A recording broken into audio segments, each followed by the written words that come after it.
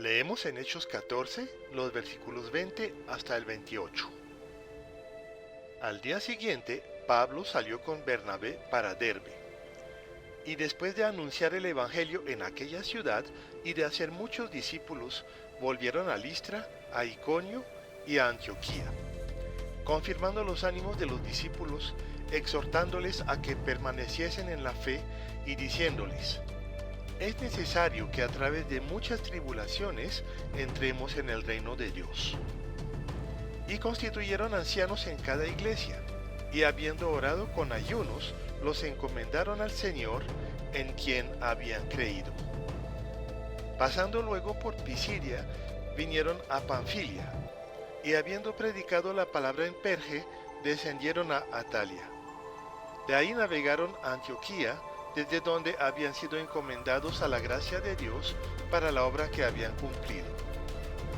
Y habiendo llegado y reunido a la iglesia, refirieron cuán grandes cosas había hecho Dios con ellos y cómo había abierto la puerta de la fe a los gentiles. Y se quedaron ahí mucho tiempo con los discípulos. Pablo, apedreado y dejado por muerto, se levanta como si nada y sigue su camino. La fuerza de carácter y la voluntad de este hombre son excepcionales. Esta característica natural de Pablo es usada por Dios, pero veremos más adelante que a veces también puede tener efectos negativos. En sus epístolas, el apóstol nos enseña que el confiar en esas aptitudes naturales es carnalidad y que solamente glorifican a Dios cuando están sujetas al Espíritu Santo, tal como sucedió en el evento que acabamos de mencionar. Juntamente con Bernabé, él sigue entonces hasta Derbe, donde muchos llegaron a ser discípulos.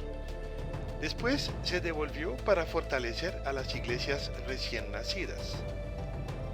En su enseñanza, los discípulos ponen un énfasis especial sobre la realidad inevitable de la tribulación. Tribulación en griego significa aflicción, tormento, angustia, dolor, persecución o calamidad. Esta palabra proviene de otra que significa estrecho, apretado, oprimido como para exprimir el jugo. La idea entonces es de estar en una situación incómoda, desagradable y dolorosa, pero con el fin de sacar algo bueno de nosotros.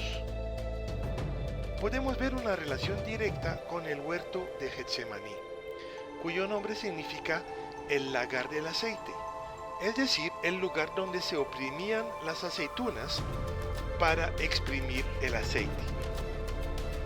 En aquel lugar, Jesús fue profundamente atribulado, en una terrible angustia, mientras, como humano, se doblegaba ante la voluntad del Padre.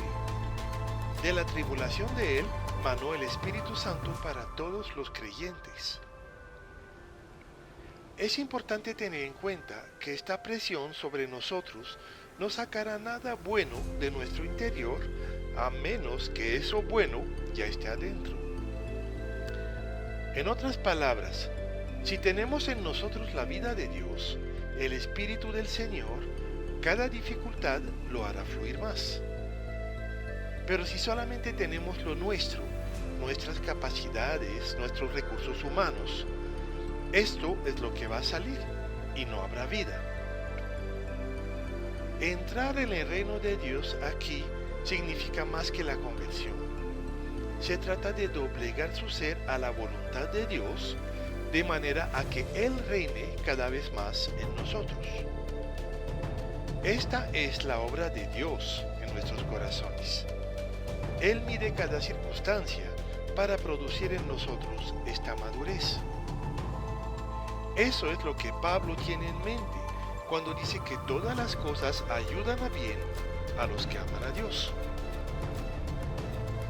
Otra medida que tomaron ellos fue nombrar ancianos, los cuales constituyen equipos ministeriales dentro de cada iglesia local. En aquel tiempo se consideraba que todos los cristianos de una ciudad hacían parte de la misma iglesia, aunque Por lo general, había varios lugares de reunión, ubicados en casas particulares. No existía entonces la figura de un pastor como cabeza de la iglesia, sino de un equipo, tal como lo vemos en la iglesia de Antioquía. En este caso, esos ancianos eran creyentes muy nuevos, pero en un ambiente de oración y ayuno fueron encomendados al Señor. Es importante cuidar de los nuevos creyentes, pero más importante aún es que ellos aprendan a depender de Dios solamente y que su confianza esté en Él y no en hombres.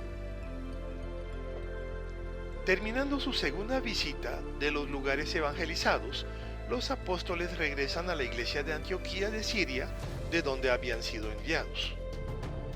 Esta iglesia enviadora necesitaba ser fortalecida con el relato de cómo Dios se había glorificado entre los gentiles. La visión debía ser compartida para que otras personas se animen a entrar en ella. También Pablo y Bernabé tenían mucho que aportar en esta iglesia. Veremos en el capítulo siguiente que la doctrina firme y clara de ellos iba a ser muy necesaria en medio de una grave crisis. Dios los llevó de viaje y los trajo de vuelta, y en todo tiempo se cuidaron de estar en el lugar correcto. Que Dios nos enseñe a discernir los tiempos y lugares donde Él nos quiere.